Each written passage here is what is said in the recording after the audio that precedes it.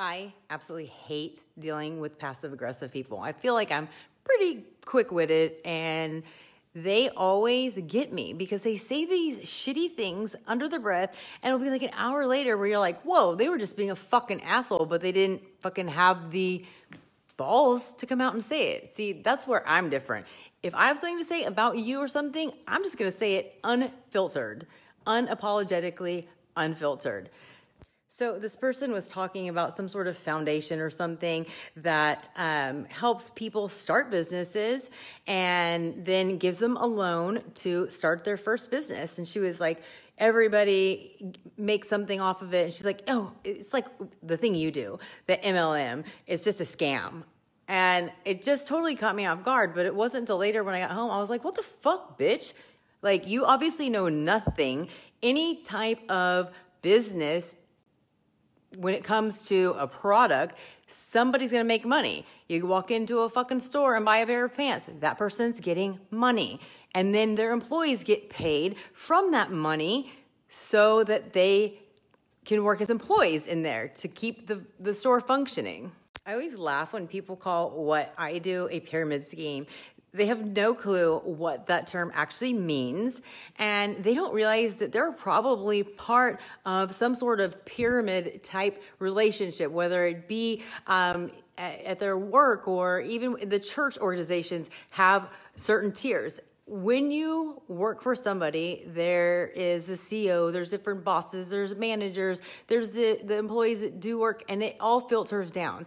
The problem with that is you have to live by somebody else's schedule. You have to accept pay of what they think you're worth.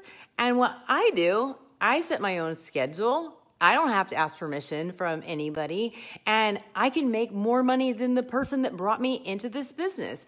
Recently, one of my coaches said, you really need to share what income you've had since you've been a coach. And I've never really done it publicly, but I guess now's the time because these type of people really fucking piss me off. They know nothing. They're uneducated about this, but because they're educated in other ways, they think they have a fucking opinion.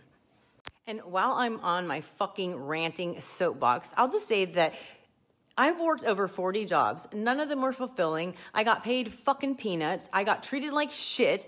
And then now I'm doing something that really matters. It matters. It matters because people matter. Because I'm part of something bigger than myself. Because our mission as a team, as a company, is to help people become better versions of themselves. Healthier, fitter, stronger, mentally sound. And the money is just a benefit of it. And I am not the highest paid coach, but I was challenged from one of my coaches to look at my income. And in less than 7 years, I earned over $600,000. And like I said, there are other people who made way more money in less time. But for me, somebody who dropped out of college, somebody who has never had been in the health and fitness industry, that's big. And it's just because I helped people.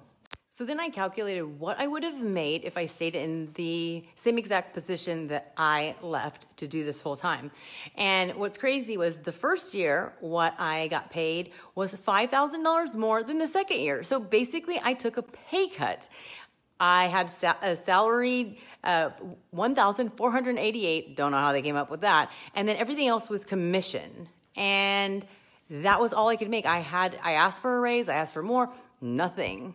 I got 5 days of vacation, which I never took vacation because I needed to save that because what if something happens with the kids? What if their school closed? So that, what I would have made if I had stayed there on an average of year 1 or year 2, I would have only made about $200,000 in the time that I've made over $600,000, which is crazy.